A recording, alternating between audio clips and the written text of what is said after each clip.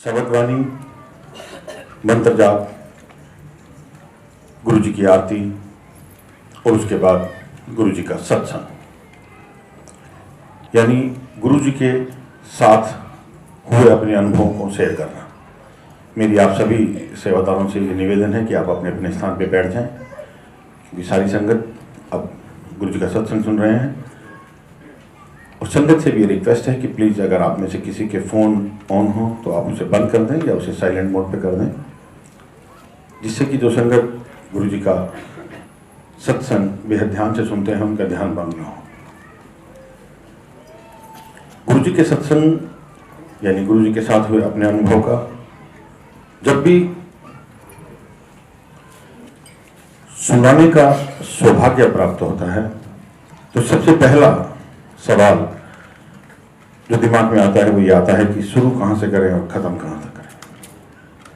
क्योंकि जब से गुरु जी के श्री चरणों में आए, जब से गुरु जी के साथ जुड़ाव हुआ, उसके बाद का बीता हुआ एक एक पल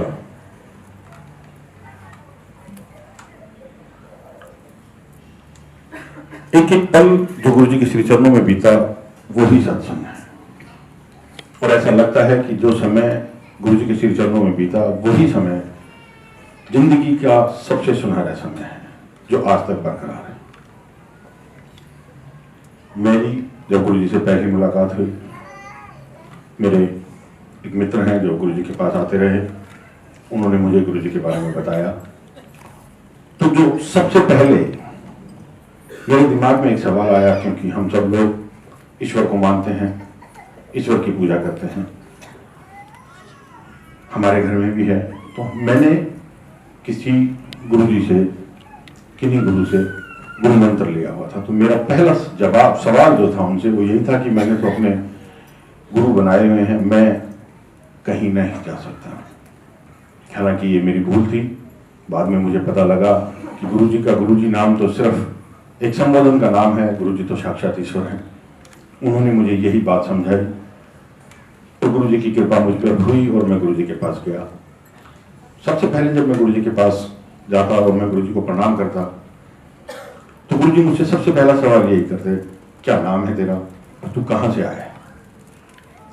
और ये रोज का नियम था। मैं जब भी गुरु जी को प्रणाम करूं, गुरु जी मुझसे दो बातें अवश्य पूछते कि ना तेरा कित्थों आया है।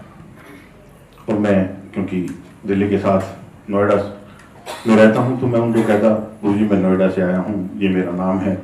तो गुरु जी कहते नो आइडिया, बैठ जाओ। और ये काफी टाइम तक चलता। उस वक्त मुझे कुछ समझ में नहीं आता था। मुझे ऐसा लगता था कि शायद गुरु जी मुझे माफ करें, लेकिन मैं वही बोलूंगा जो मेरे दिमाग में था। मुझे ऐसा लगता था कि शायद गुरु जी मजाक कर रहे हैं।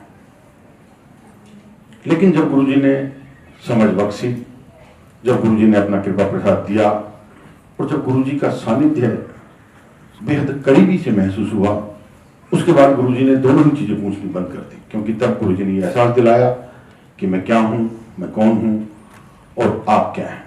उस वक्त हमारे दिमाग में सिर्फ दो ही चीजें होती थी, गुरु जी का दर्शन करना, लंगर करना और घर जाना।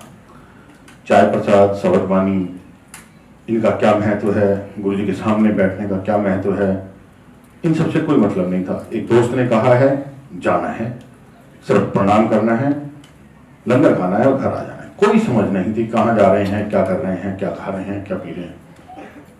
धीरे धीरे गुरु जी ने समझ बख्शी।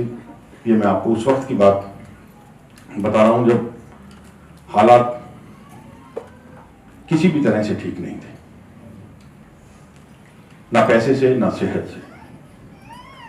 जब मैं गुरु जी के पास आया तो जैसा कि आप सभी जानते हैं कि हमारे यहाँ तो गुरु जी ने हमें दो ही चीज़ें सिखाई, अंकल और आंटी। तो मेरी आंटी की तबीयत काफ़ी ख़राब रहती थी, उनकी मोटी मोटी फाइलें, और मैं बड़ा परेशान भी उस वक्त रहता था। लेकिन आंटी ने उस वक्त आना शुरू नहीं किया। गुरु जी की मर्जी है, गुरु जी कब किसको बुलाते हैं। गुरु जी ने फिर बख्शीश दी, फिर कृपा की, आंटी आई, आंटी आने लगी। और वो दौर था कि पहले गुरु जी मुझसे सब कुछ पूछते थे, बाद में आंटी को देख के कहने लगे। ज्योति आंटी आ गई, वो मेरी तरफ देखते भी नहीं थे। अच्छा चलो बैठ जाओ। डेली जैसे ही गुरु जी, तो संगत पहले से जाती है, हमको पता है कि गुरु जी कुछ देर संगत के साथ बैठ के फिर बाद में ड्रेस चेंज करके चोला पहन के जब बाहर आते, तो उस वक्त जब सब खड़े होते तो जब गुरुजी ऐसे बीच में से निकलते तो गुरुजी हल्का सा ठिठकते, 2 शब्द बोलते, ज्योति आंटी आ गई, और फिर चले जाते, क्योंकि उस वक्त आंटी को वाकई ही गुरुजी की ब्लेसिंग्स की बेहद आवश्यकता थी। धीरे धीरे ये सिलसिला चलता रहा, और जब गुरुजी ने वो पूछना बंद कर दिया तो आंटी अपने आप ठीक हो गई। एक बार का मैं बड़े फंक्शन में हम लोग गए, हमने गुरुजी को माथा टेका, लंगर किया, और जब हम जाने लगे वापसी तो गुरुजी ने आंटी को कहा, आंटी प्रसाद लेके जाएं। मैं एक बार आपको बीच में ये कहना चाहूँगा कि जो भी सत्संग आप सुने उसका मनन अवश्य करें। जब भी जो भी शब्द आप सुनते हैं, जो भी शंकाएं आपकी होती हैं, ये सारी शंकाएं शब्दवाणी में, सत्संग में आपको कहीं ना कहीं जिसको जिस चीज की जरूरत है वो उसको उस वक्त जरूर सुनाई देती है। ये मेरा भी मानना है और बाकी सबका भी मानना है। तो गुरुजी ने, आंटी ने आज्ञा का पालन किया और आंटी ने कुछ प्रसाद लिया और हम लोग घर चले गए। दूसरे दिन आंटी की तबीयत काफ़ी खराब हुई, डॉक्टर के पास गए, 2-3 दिन हॉस्पिटल में भी रहना पड़ा, और समझ में तब तक नो आइडिया तो चल ही रहा था, कोई बहुत ज़्यादा समझ में आई नहीं थी बात, पर ये यकीन था कि गुरुजी ने अगर ये कहा है कि प्रसाद खा के जाओ तो कोई ना कोई वजह तो है। 10 दिन के बाद हम जब दोबारा डॉक्टर के पास गए, 8 दिन के बाद, तो उन्होंने बताया कि इनको एक कोई हर्बीज नाम की बीमारी हुई थी, जो मैंने 8 दिन में ठीक कर दी। नॉर्मली 1-1 महीने तक, जो डॉक्टर हैं शायद वो जानते हो, मैं तो इतना नहीं जानता, कि ये एक ऐसी बीमारी है कि सारे शरीर में छाले हो जाते हैं और पेशेंट जो है वो कपड़ा नहीं पहन सकता, उसको कवर करके रखा जाता है, वो हॉस्पिटल में रहता है और कम से कम महीना भर लगता है, जो कि मैंने आपको सिर्फ 8 दिन में ठीक कर दिया। तो हमें भी पता था कि हम कैसे ठीक हुए, गुरुजी की ब्लेसिंग मिली, गुरुजी की कृपा हुई। गुरुजी ने, जैसा मैंने अभी कहा कि मुझे ऐसा लगा कि शायद गुरुजी ने मजाक किया, वो मेरी भूल थी, ऐसा कभी भी नहीं हुआ। एक बार, क्योंकि मैंने गुरुजी के मुखारबिंद से ये बात सुनी स्वयं कि महापुरुष कभी मजाक नहीं करते, महापुरुषों का कहा हुआ एक वचन पत्थर दी लकीर होता है। वो बात गुरुजी ने किसको कही मुझे नहीं पता, किसने सुनी मुझे नहीं पता, पर मैंने सुनी और वो मैंने आज तक पत्थर की लकीर की तरह। गुरुजी की तरफ से जब भी कोई आदेश आया या जो समझाया गया या जो बताया गया, उसका अक्षर टू अक्षर पालन करने की पूरी कोशिश करी। पूरा गुरुजी ने कराया, गुरुजी की मेहर ने कराया। मैं आपको बताऊं, जैसे कि उस वक्त छोटे बच्चे साथ में लाना मना था, कारण क्योंकि बच्चों के आवाज करने के, बच्चों के रोने से, बच्चों के चिल्लाने से, बच्चे तो बच्चे हैं, जो साथ में संगत बैठी होती है उनका ध्यान भंग होता है। तो गुरुजी की इजाजत हुई कि बच्चों को साथ न लाएं, अगर आप एक भी आए तो भी ठीक है। परिवार में से अगर कोई एक भी सदस्य आता है तो पूरी परिवार की ब्लेसिंग है। बच्चे काफ़ी छोटे थे उस वक्त, हमने बच्चों को घर छोड़ कर आते थे। एक दिन गुरुजी के पास बैठे, गुरुजी ने अपने हाथ से प्रसाद वितरित किया, हमने भी वो प्रसाद लिया। आज्ञा यही थी कि यहाँ खाओगे तो प्रसाद है, दवाई है, घर ले जाओगे तो मिठाई है। हमने वो सारा प्रसाद वहीं बैठकर खाया, और मैं और आंटी जब वो प्रसाद खा रहे थे तो मन में ये ख्याल आया कि अगर गुरुजी की आज्ञा होती तो इसमें से थोड़ा सा प्रसाद बच्चों को लेके जाते, लेकिन क्योंकि आज्ञा नहीं है इसलिए सारा प्रसाद यहीं खाया। हमने वो बात करी और हम वापस आके गुरुजी के सामने बैठ गए। ऐसे ही गुरुजी ने फिर इशारा किया, हमने देखा कि शायद पीछे वालों को बुला रहे हैं, फिर गुरुजी ने फिर इशारा किया, हम फिर गए, गुरुजी को हमने माथा टेका। गुरुजी ने कहा प्रसाद ले लो।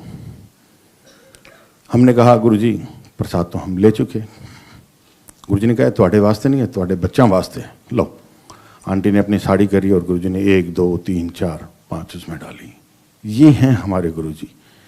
आप 1 मिनट पहले सोचते हैं और वो 1 मिनट में उसको पूरा करते हैं। छोटी छोटी बातें जो आपके हमारे सबके दिमाग में चलती हैं, हम सब सोचते हैं, वो कैसे पूरी होती हैं। मेरे छोटे बेटे की एक बार काफ़ी तबीयत खराब हुई, बहुत छोटा था।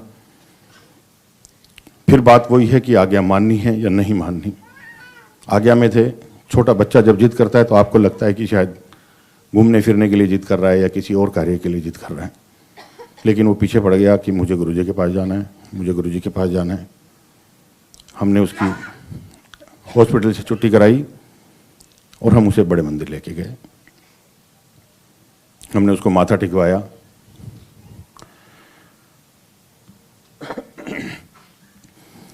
माथा टिकाने के बाद हम लोगों ने वहाँ प्रसाद ग्रहण किया और जब हम चलने लगे तो मंदिर का गेट खुला। मंदिर का गेट खुला, गुरुजी की गाड़ी आई, गुरुजी अंदर आए। फिर बात यही है कि आप आज्ञा मानते हैं कि नहीं मानते। हमने वहाँ एक सेवादार से पूछा कि हम गुरुजी को माथा टेक लें। उन्होंने कहा नहीं, आप अंदर नहीं जा सकते, अगर गुरुजी आपको बुलाएंगे तो आप जा सकते हैं, वरना आप बाहर बैठ जाइए। हम बाहर लॉन में पार्क में बैठ गए। 10-15 मिनट के बाद गुरुजी ने कहा, सेवादार आए अंदर से, उन्होंने हमें बुलाया, हम गए, हमने माथा टेका। हमने कहा गुरुजी ये बहुत जिद कर रहा था आपसे मिलने की, क्योंकि आपकी आज्ञा नहीं थी तो वहाँ नहीं लेके आ सके, इसलिए यहाँ ले आए। तो गुरुजी ने कहा ताई तो मैं हूँ आया हाँ, मतलब इसी को दर्शन देने तो मैं यहाँ आया हूँ। और गुरुजी ने हमसे बातें की। हमने कहा गुरुजी ये बीमार है। गुरुजी ने कहा हाँ। गुरुजी की कही हुई एक एक बात पत्थर की लकीर। 2 बच्चे हैं गुरुजी की कृपा से, एक मेरी तरह, एक काफ़ी दुबला पतला था। अब आप देखिए कि महापुरुषों के कहे हुए वचन पत्थर की लकीर कैसे, क्योंकि मैंने ये सारी चीज़ें अपने आप पे अनुभव करी हैं, मैंने अपने आप में महसूस की हैं, इसलिए मैं आपको बता रहा हूँ। काफ़ी दुबला पतला। गुरुजी को माथा टेका। गुरुजी ने कहा ये दोनों ट्विंस ने, मतलब ये दोनों जुड़वा हैं। हमने कहा थोड़ी सी अकल कम थी, गुरुजी ने जितनी प्रदान की उस वक्त थोड़ी सी अकल कम थी। हम भूल गए कि हमें किसी ने ये बताया कि गुरुजी जो भी कुछ कहें आपको सिर्फ हाँ कहना है। थोड़ी देर के लिए दिमाग अपने वाला ही लगा दिया। हमने कहा नहीं गुरुजी ये बड़ा है छोटा। गुरुजी ने कहा नहीं है, दोनों जुड़वाएंगे। हमने कहा जी गुरुजी। 6 महीने के बाद या साल भर के बाद फिर जब एक मंदिर में फंक्शन हुआ तो छोटा बेटा रोता हुआ मेरे पास आया, बोला वो अंकल ने मेरे को प्रसाद नहीं दिया। मैं उसको लेके वहाँ गया। मैंने कहा अंकल आपने इनको प्रसाद नहीं दिया। बोले गुप्ता जी अभी तो आया था, अभी लेके गया था। मैं बोला नहीं अंकल वो बड़े वाला था, ये छोटे वाला है। तो बोले यार दोनों एक जैसे लगते हैं, पता ही नहीं लगता कौन सा आया था कौन सा नहीं आया। ये हैं हमारे गुरुजी। गुरुजी ने जो कहा वो पत्थर की लकीर है। क्या छोटी छोटी बात जो हमारी जिंदगी में, हमारे जहन में, हमारे लिए जो उपयोगी है। गुरुजी ने कहा आप मानो नहीं, मानो मंगो नहीं, क्योंकि मांगना हमें आता नहीं, मांगने के लायक हम हैं नहीं। मानेंगे तो सब कुछ हो जाएगा। हमारे जैसे आप जैसे, जब गुरुजी ने एक बार मेरे सामने पूछा गुरुजी ऐसी की करिए, गुरुजी ने कहा आप कुछ नहीं कर सकते, आप सिर्फ हाजिरी लगा सकते हो, बाकी का काम मैं खुद कर दूंगा। गुरुजी ने हमेशा यही कहा मेरे दर्शन करने मात्र से 90% कष्ट दूर, 10% आप काट नहीं सकते, वो मैं कटवा सकता हूँ। कई बार आपने देखा होगा, मैं फिर वही कहूँगा कि मैंने ये महसूस भी किया है और मैंने अपने आप पे इस सब चीज़ को देखा है। मेरे आसपास, मेरे रिश्तेदारी में, मेरे इर्द गिर्द कितने ही लोग ऐसे हैं जिनको मैं जानता हूँ कि वो 10% काटना भी कितना मुश्किल काम है अगर गुरुजी ना हो। मेरी अपनी भाभी, उनकी तबीयत काफ़ी ख़राब हुई एक बार।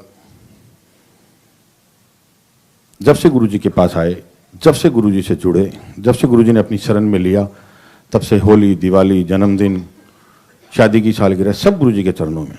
ऐसा लगता है कि बस जो भी कुछ है वो वहीं है। दिवाली का दिन था, हम लोग मंदिर जा रहे थे, रास्ते में फ़ोन आया भाई का कि इसकी तबीयत ज़्यादा ख़राब है, वो गुड़गांव के पास रहते हैं, तो और मैं इसको लेके आ रहा हूँ। मेरे एक डॉक्टर जानने वाले थे। मैंने कहा आप ठीक है, आप इनको मैक्स हॉस्पिटल लेके आ जाइए, वहीं दिखाएंगे। हम लोग वापस आए आधे रास्ते से, हम मैक्स हॉस्पिटल गए, हमने उनको वहाँ एडमिट किया। उन्होंने कहा क्यों अपनी दिवाली ख़राब करते हो, क्यों मेरी दिवाली ख़राब करते हो, ये शाम तक की बात है, अब कुछ नहीं हो सकता, क्योंकि इनकी प्लेटलेट्स शायद 7-8 हज़ार हैं, लीवर इनका ख़त्म हो चुका है, दोनों किडनियाँ काम नहीं कर रही हैं और अब कुछ नहीं है, आप इन्हें एम्स में या किसी हॉस्पिटल में ले जाइए, कुछ नहीं हो सकता। पर क्योंकि हम तो शिव जी के भगत हैं, गुरु जी के भगत हैं, तो हमने कहा कि आप इलाज शुरू कीजिए, बाकी जो कुछ करेंगे वो हमारे भगवान करेंगे। ये मंगलवार की बात है। उन्होंने इलाज शुरू किया। मंगलवार की रात सेम पोजीशन में चली गई। बुधवार को हम लोग गए, मैं, भाई, मेरी वाइफ, मेरी आंटी, हम तीनों गए। जब हम वहाँ गए तो अंदर से एक सेवादार आया। फिर बात सुनने की भी है और समझने की भी है। उन्होंने हमसे कहा आप यहाँ क्यों आए? हमने कहा ऐसे ऐसे हम बहुत समस्या में हैं और हमें पता है कि आज गुरुजी नहीं बैठते, पर हमारे साथ जीने मरने का सवाल है और हमें गुरुजी से मिलना है। वो 2 मिनट बाद फिर अंदर से आए और जो गुरुजी का मैसेज आया वो मेरे दिमाग में आज तक छपा हुआ है कि जब भी अरदास करनी हो तो बड़े मंदिर आया करो, बड़े मंदिर जाइए, सब ठीक हो जाएगा। हम लोग मंदिर गए, हमने वो अरदास की, हम घर आ गए। बुधवार का दिन भी निकल गया। वीरवार को गुरुजी अपने सिंहासन पर बैठते हैं और संगत होती है। हम लोग गए, हमने माथा टेका। मेरे भाई ने गुरुजी के पैर पकड़ लिए। गुरुजी मेरी वाइफ को बचा लो। गुरुजी ने क्या की होया? उन्होंने कहा जी उसको डेंगू हुआ। तो जैसे अभी गुरुजी के साथ में संगत बैठी, उनमें से एक आंटी से गुरुजी ने पूछा डेंगू क्यों होता है? उन्होंने बताया जी गुरुजी ऐसे ऐसे एक बुखार है। वो कख नहीं तेरी जनानी, जा तेरी जनानी ठीक होगी, जा। 3 दिन तक वो 8,000 या 7,000 जो भी प्लेटलेट्स थी उस वक्त उन पर रही। जैसे ही बाहर आए फिर बात मानने की है, क्योंकि उस रोज मेरा तब तक गुरुजी की आज्ञा थी कि मैं सिर्फ एक ही दिन जाऊंगा, तो मैं बाहर गाड़ी में बैठा हुआ था और वो लोग अंदर से। जैसे ही वो लोग बाहर आए मैंने उनसे पूछा क्या हुआ? उन्होंने कहा गुरुजी ने कहा कि तेरी जनानी को कुछ नहीं है, जा ठीक होगी। तो मैं बोला ठीक होगी, आप हॉस्पिटल पता करो, फ़र्क अभी दिखेगा। हॉस्पिटल हमने फ़ोन किया तो उन्होंने बोले जी आपकी प्लेटलेट्स कुछ बढ़ गई हैं, 25,000 हो गई हैं और अभी उम्मीद है कि कुछ हो जाएगा। वो जब तक चढ़ाते रहे, लगाते रहे, वो बहुत लंबी स्टोरी है, वो बहुत लंबी बात है। हम लोग गए, दूसरे दिन सुबह प्लेटलेट्स 75,000 हुई, 1.25 लाख हुई, 1.5 लाख हुई शाम तक। और क्योंकि दोनों किडनी खराब हो चुकी थी, काफ़ी दिक्कत थी, डायलिसिस शुरू हुई। अब बात फिर देखिए, हमारे दिमाग में ये बात आई, हमने डेंगू तो कह दिया और डेंगू तो ठीक भी हो रहा है, प्लेटलेट्स बढ़ रही हैं, लेकिन हमने किडनी और लीवर की तो बात ही नहीं करी। मैंने कहा तुम्हारा एक दिन नहीं हुआ है, तुम आज मेरे साथ चलो और तुम गुरुजी से बात करना, मैं तो करूँगा नहीं। बड़ा गुरुजी के सामने जाते ही कुछ ऐसा होने लगता है। गुरुजी का ऑरा, गुरुजी का एक अपना प्रकाश, एक ऐसा कि आपको गुरुजी ने कभी कुछ नहीं कहा, लेकिन बात करने से पहले जब तक 10 संगत होती थी तो हमेशा ये लगता था कि गुरुजी मुझसे बात करना, गुरुजी मुझसे बात करना। और जैसे ही वो संगत कम होती थी, नंबर आने लगता था, तो कहते थे गुरुजी बात नहीं करना, कल करेंगे, आज तो रहने ही देना। तो हिम्मत नहीं पड़ती थी कि गुरुजी से कुछ कह सकें। तो मैं बोला मैं तो कुछ बात करूँगा नहीं, आप बात करना और उनको बताना जी कि लीवर और किडनी भी खराब है। उन्होंने गुरुजी को माथा टेका। और गुरुजी मेरी वाइफ को किडनी की दिक्कत है, लीवर की दिक्कत है। गुरुजी ने कहा मैं कोई दुकान खोली है? किडनी की दिक्कत है, लीवर की दिक्कत है, जा चला जा, दौड़ जा, हूँ एक दिन आया कर। उस दिन उसका भी एक दिन हो गया। अब वो बाहर चले गए। उन्होंने कहा यार ये आपने क्या करवाया? मेरा भी एक दिन हो गया और अब क्या होगा? मैं बोला सब ठीक हो जाएगा, कोई बात नहीं। Second day, next week aunty ठीक हो गई, घर आ गई, आज भी ठीक हैं, सब ठीक है। बात गुरुजी की मैं फिर कहता हूं कि मानने की है। नेक्स्ट वीक फिर मेरे सामने ही मुझे ऐसा लगता है कि जो कुछ हुआ वो सिर्फ मेरे लिए हुआ। और उस दिन के बाद मैंने अपने आप को कितना बदल दिया मैं आपको बता नहीं सकता। एक अंकल आए और गुरुजी के पैर पकड़ के रोने लगे। गुरुजी ने पैर अपने थोड़े से हिलाए और कहा छोड़ो छोड़ो। 2 बार कहा। उन्होंने गुरुजी के पैर चरण नहीं छोड़े। उन्होंने गुरुजी के चरण नहीं छोड़े तो गुरुजी ने कहा की होया 10। उन्होंने कहा जी गुरुजी मेरी माँ को बचा लो, क्यों है तेरी मानो, उन्होंने बहुत सारी बीमारियां बताई, ये हो गया, ये हो गया, ये हो गया। अब सुनने वाली बात है कि गुरुजी ने क्या कहा। गुरुजी ने कहा वो बंगाली बाबे गोल गया सी उन्हें की गया, फलाने गोल गया सी उन्हें की गया। गुरुजी ने कम से कम 4 नाम लिए और वो अंकल रोते जाए। उन्होंने कहा गुरुजी आप ही बचा सकते हो, किसी ने कुछ नहीं कहा। गुरुजी ने कहा तो फिर असी तो बचा ही लांगे, जा तेरी मां ठीक हो गई, पर इकनू ही मानना चाहिए। वो दिन है और आज का दिन है। ये दिमाग में मेरे बात ऐसी घर करी कि मेरे पास तो गुरुजी के अलावा कुछ नहीं है। और उनकी माँ, बाद में हमें पता लगा कि उनकी मदर बिल्कुल ठीक हो गई। ये हैं हमारे गुरुजी।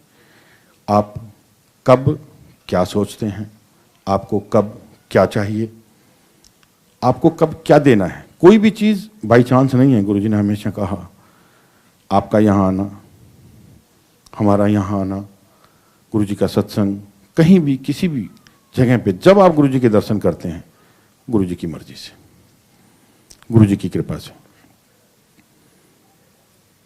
सत्संग बहुत सारे हैं, गुरुजी के साथ बिताए हुए पल बहुत सारे ऐसे हैं, पहले के भी बाद के भी। मैं भी आपको 1.5 साल पहले की एक बात बताता हूँ। ये शायद दुबई में ही ये सत्संग करना था, जो कि मैं हमेशा बात करता हूँ अपनी ही। मेरी मदर की तबीयत कुछ हल्की फुल्की सी खराब हुई, मैं कह सकता हूँ। उन्होंने थोड़े से टेस्ट कराए। एक दिन उनका मेरे पास फ़ोन आया कि वो छोटे भाई के पास थी, कि मेरे सीने में थोड़ा सा दर्द है। मैंने कहा मम्मी आप मेरे पास आ जाओ, मैं टेस्ट करा देता हूँ। मेरा एक डॉक्टर जान पहचान का है, मैं उनके पास गया। मैंने उनको बताया कि इनको ये प्रॉब्लम है। उन्होंने कहा ये 30 दिन की दवाई ले लो, और अगर ये ठीक ना हो, उनके लेफ्ट ब्रेस्ट में थोड़ी सी पेन था, तो आप इसका ये टेस्ट करा के ले आना। मैंने कहा ठीक है। 30 दिन बाद मम्मी ने कहा दर्द तो ठीक हो गया, पर हल्का सा महसूस होता है। मैंने कहा मम्मी आप टेस्ट करा लो। वहीं पे उन्होंने टेस्ट कराया। उन्होंने कहा यहाँ तो कुछ नहीं, अब आप देखिए फिर गुरुजी की कृपा, गुरुजी की मेहर। ये मैं आपको मैक्सिमम 1.5 साल पहले की बात बता रहा हूँ, 1 साल पहले की। वहाँ भी जहाँ गए वो छोटे भाई के दोस्त थे, उन्होंने कहा यार ये तो लेफ्ट तो ठीक दिख रहा है, राइट में कुछ प्रॉब्लम मेरे को नज़र आ रही है। मम्मी ने कहा नहीं राइट में तो मुझे कोई दिक्कत नहीं। उन्होंने कहा नहीं इसका भी टेस्ट करते हैं।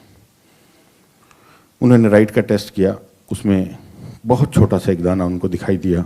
उन्होंने कहा इसमें कुछ दिक्कत तो है। उन्होंने 2-3 टेस्ट किए और आखिरी में ये निकला कि ये कुछ हल्का सा ट्यूमर टाइप का है और ये निकलवाना पड़ेगा, नहीं तो दिक्कत हो सकती। मेरे को बड़ा झटका सा लगा, सुन के भी बड़ा अजीब सा लगा, बट फिर भी मैं 2-3 जगह गया, 4 जगह गया। मैंने 4 डॉक्टरों की सलाह ली। उन्होंने कहा नहीं ये ऑपरेशन आपको कराना पड़ेगा। हमने ऑपरेशन कराया। ऑपरेशन के बाद जब उसका टेस्ट हुआ तो पता लगा कि जी वाकई वो है तो कैंसर ही। लेकिन क्योंकि हमने वो निकाल दिया है इसलिए अब उम्मीद नहीं है, फिर भी कुछ टेस्ट और होंगे। कुछ टेस्ट और हुए, कुछ टेस्ट में ये हुआ कि नहीं जी ये है। हमने डॉक्टर से पूछा आप क्या करें, उन्होंने कहा कीमो करनी पड़ेगी। हमारी मम्मी ने कहा कि नहीं कीमो नहीं करानी, चाहे कुछ भी हो जाए। हमने कहा मम्मी जो डॉक्टर कहता है वो करना पड़ेगा। उन्होंने कहा नहीं कीमो नहीं करानी, जो होगा वो हो जाने दो। मैंने फिर अपने वो जो मेरे जानने वाले दोस्त थे, डॉक्टर थे, वो डॉक्टर भी कैसे जानने वाले थे ये भी मैं आपको बताऊंगा। अभी मेरी याद आई अभी। मैंने उनसे कहा अंकल मम्मी नहीं मान रही, गुरुजी को मानते हैं वो भी, अब क्या करें। वो मेरे को फिर उनके पास डॉक्टर के पास ले गए जो कैंसर स्पेशलिस्ट थे। उन्होंने कहा डॉक्टर साहब अगर ये मेरे भाई की तरह ही हैं, आप ये बताइए कि अगर मेरी मदर होती तो आप क्या करते। उन्होंने कहा अगर आपकी मदर होती तो मैं एक टेस्ट और कराता, और उस टेस्ट में कुछ उन्होंने बताया, मुझे नहीं पता। अगर वो 15% होता तो मैं इनकी कीमो करता, और 15% नहीं होता तो मैं इनको ऐसे ही छोड़ देता। उन्होंने कहा डॉक्टर साहब आप वो टेस्ट करा दो। हमने वो टेस्ट कराया। उस टेस्ट की रिपोर्ट 3 दिन बाद आनी थी। मम्मी को भी पता था। मम्मी 3 दिन रोज मेरे साथ मंदिर जाती रहीं। 3 दिन बाद मैंने पूछा डॉक्टर साहब रिपोर्ट क्या आई, तो उन्होंने कहा यार पता नहीं कुछ दिक्कत है, दोबारा टेस्ट करना पड़ेगा, कुछ समझ में नहीं आया। 3 दिन फिर निकल गए। 3 दिन के बाद मैंने फिर कहा कि डॉक्टर साहब क्या रिपोर्ट आई? उन्होंने कहा यार पता नहीं क्या हो रहा है, लेकिन रिपोर्ट आ नहीं पा रही है, एक बार फिर होगा। 1.5 हफ्ता निकल गया। जैसा मदर ने मुझे बाद में बताया कि मैं जब मंदिर गई तो मैंने गुरुजी से कहा, गुरुजी ये परसेंटेज मुझे नहीं पता, पर मैं कीमो नहीं कराऊंगी, ये मैं आपसे भी कह रही हूँ। उनकी आपस में बात हुई, जो भी गुरुजी की और मदर की जो भी बात हुई मुझे नहीं पता, लेकिन बाद में उन्होंने बताया कि मैंने गुरुजी को साफ कह दिया था कि मुझे कीमो नहीं करानी। 3 बार टेस्ट होने के बाद उसकी रिपोर्ट आई और उसकी रिपोर्ट आई 5%।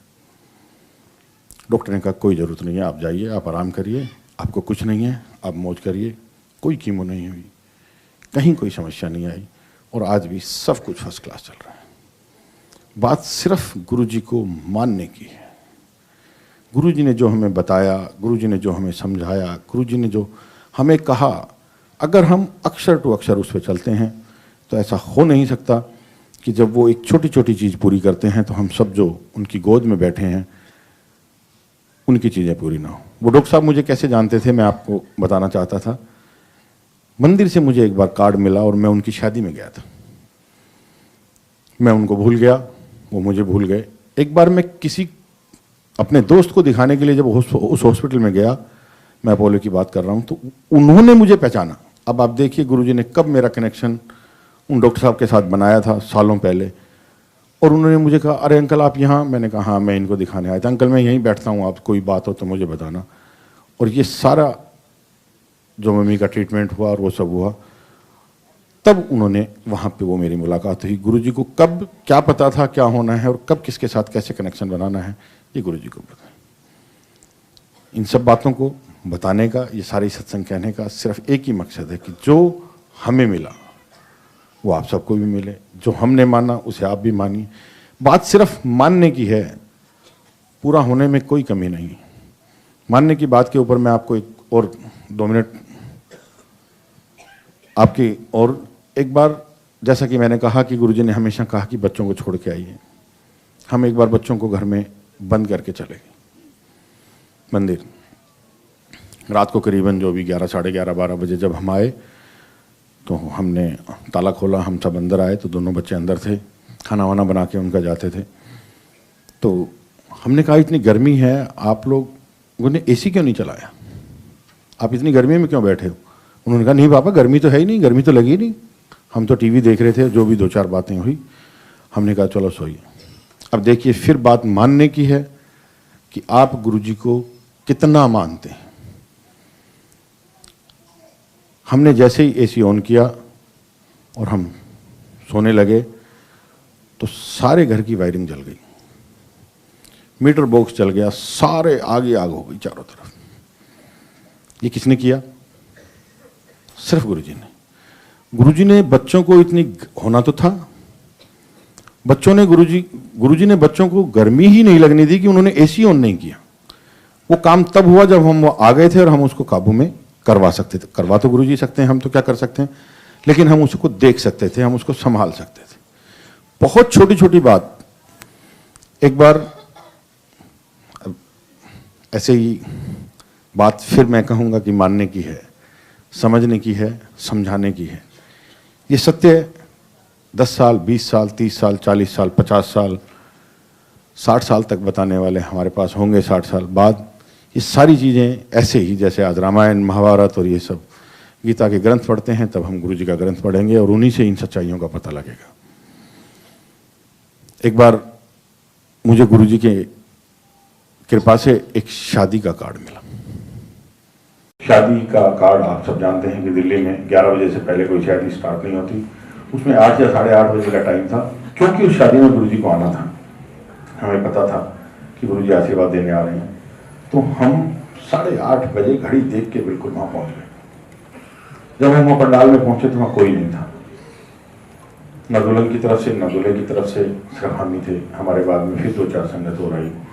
धीरे धीरे सब आते रहे। जहाँ गुरुजी को विराजमान होना था उस जगह को हमने थोड़ा सा सजाया। वैसे तो सब लोग, सारी तैयारी पूरी थी फिर, लेकिन क्योंकि गुरुजी आ रहे हैं तो हमने उसको थोड़ा सा एक्स्ट्रा उसकी डेकोरेशन की, सारा काम हो गया, धीरे धीरे संगत आने लगी।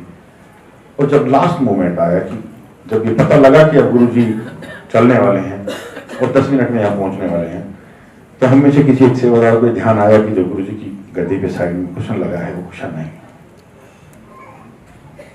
तो एक सेवादार ने, क्योंकि उनको पता था कि मैं वहीं था, पता क्या था, सब देख ही रहे थे, तो उन्होंने कहा कि गुप्ता अंकल आप जाइए और आप ये कुशन मंदिर से लेके आइए। मेरे को बड़ी तकलीफ भी हुई, मैं आपसे झूठ नहीं बोलूंगा यहाँ, कि मैं सबसे पहले आया था और मैं ये चाहता था कि मैं गुरुजी के दर्शन सबसे पहले करूं, मैं गुरुजी को माथा सबसे पहले टेकूं, और आप मुझे कह रहे हो कि आप यहाँ से चले जाओ, क्योंकि मुझे आने में कम से कम नहीं तो आधा घंटा लगेगा, और तब तक तो गुरुजी आ चुके होंगे, गुरुजी बैठ चुके होंगे, आप सब लोग उनसे मिल चुके होंगे, मैं कैसे मिलूंगा। लेकिन क्योंकि काम गुरुजी का है, ना तो है ही नहीं, हमने चल दिया और मैं गाड़ी में बैठ के रोने लगा, मेरे आंसू आ गए। मैंने कहा गुरुजी मेरे साथ क्या हुआ, मैं तो इतनी जल्दी आया था, ये वो जो मेरी गुरुजी से शिकायतें, मैं गुरुजी से शिकायतें करता रहा। मैं वहाँ गया, मैंने कुशन लिए, मैंने गाड़ी में वापस आया, करीबन 20-25 मिनट से ज़्यादा का रास्ता था, गुरुजी को तो 5 या 7 मिनट लगनी थी आने में, 10 मिनट। जब मैं वापस मेन्यू में अंदर जाने लगा तो मैंने गेट में देखा कि गुरुजी की गाड़ी का जो सायरन है वो बज रहा है। मैंने कही गुरुजी की गाड़ी कहाँ, यहाँ कैसे आ गई। मैंने बैक मिरर में देखा तो गुरुजी की गाड़ी, मैंने कहा गुरुजी की गाड़ी अब इस वक्त इतना लेट। मैंने फटाफट वहीं गाड़ी साइड में लगाई, दोनों कुशन हाथ में लिए और मैं थोड़ा सा आगे गया तो गुरुजी की गाड़ी वहीं रुकी। मैंने दरवाज़ा खोला, गुरुजी बाहर, मैं देखूँ यहाँ तो कोई भी नहीं। मैंने ऐसे गुरुजी को मस्तक झुकाया, क्योंकि मेरे हाथ में कुशन थे। गुरुजी ने कहा आ गया फिर, मैं कहा जी ले आया कुशन, मैंने कहा हाँ जी गुरुजी, चल फिर चलिए। और मैं और गुरुजी कोई नहीं, जो सब लोग रुके थे कि हमें गुरुजी का स्वागत करना है, हमें गुरुजी को रोकना है, वो मुझे कहीं दिखाई भी नहीं दी। और जैसा मैं सोचता था, जो मैं अपने मन में सोचता हुआ जा रहा था, एज इट इज वही मेरे साथ। मैं और गुरुजी चलते हुए आए, मैंने सबसे पहले गुरुजी के सिंहासन पर कुशन लगाए, और जैसे ही गुरुजी बैठे मैंने सबसे पहले उनको माथा टेका। गुरुजी की कृपा, गुरुजी की मेहर, गुरुजी ने कहा थे पहला, मैं वहीं बैठ गया और मैं वहीं बैठा रहा। गुरुजी के देने में कोई कमी नहीं, मानने की बात है। तो समझाया जाता है, जैसे आजकल भी आप में से सब लोग जाते होंगे, आपको सबको पता होगा, मंदिर में भी कुछ चीजें बताई जाती हैं, कही जाती हैं, वो सिर्फ मंदिर के लिए नहीं है, वो हर जगह के लिए। हमें उनका पालन करना चाहिए और गुरु जी के सानिध्य का, गुरु जी की ब्लेसिंग्स का। इस तरह के फंक्शंस के लिए गुरु जी ने हमेशा एक ही बात कही, मैं अगर अपनी भाषा में कहूँ तो ये एक ऐसा बोनस है जिसकी कोई लिमिट नहीं है। इस तरह के जो फंक्शंस हैं, इस तरह के जो बड़े सत्संग हैं, हमारे जितने भी 5-6 बड़े फंक्शंस हैं, वो एक समुद्र की तरह है ब्लेसिंग्स का। गुरु जी का इतनी ब्लेसिंग कि गुरु जी के अपने वाक्य हैं, इस मंदिर के बाहर से भी जो चला जाएगा उसका भी कल्याण है। आप और हम सब तो अंदर बैठे हैं, हमारा कल्याण कैसे नहीं हो। गुरु जी के अपने मुखारविंद के ये वचन हैं कि जितनी 12 ज्योतिर्लिंगों में शक्ति है, उससे ज्यादा मैंने इस मंदिर के ज्योतिर्लिंग में शिवलिंग में शक्ति प्रदान की है। ये बातें सिर्फ सुनने की नहीं है, ये बातें सिर्फ मानने की भी। और ये हमने देखा है, आप किसी भी हालात में कभी भी, यहाँ हैं आप तो बहुत दूर दुबई में, गुरु जी के सामने आप 2 मिनट बैठिए, गुरु जी ने कहा मेरी तस्वीर भी गलना करेगी, आप बात करने वाले नहीं, मेरी तस्वीर भी आपको जवाब देगी, मेरा स्वरूप भी आपको जवाब देगा, आप बात करने वाले तो बने। गुरु जी के वचन है। एक वक्त मैं जब की बात आपको कर रहा हूँ, तो हमें गुरु जी की जब ये वचन हमारे सामने आते थे, गुरु जी ने ये बात बोली, तो हमें ऐसा लगता था कि ऐसे कैसे हो जाएगा। गुरु जी ने कहा घंटों के हिसाब से लाइनें लगेंगी, और आज वैसा ही है, घंटों के हिसाब से लाइनें लगती हैं। उस वक्त हम सोच भी नहीं सकते कि घंटों के हिसाब से लाइनें लगेंगी, और आज लग रही हैं। गुरु जी का अपना वचन है 7 तारीख 7 लाख, बहुत जल्दी, बहुत नजदीक है वो वक्त। जो वो वक्त था वो आज नहीं है, जो आज वक्त है वो कल नहीं होगा। गुरु जी की कृपा बेहद है, बरस रही है। आप सब जैसे हम सब पे है वैसे ही आप सब पे भी है, कोई फर्क नहीं है, बस लेते जाइए और गुरु जी की बात मानते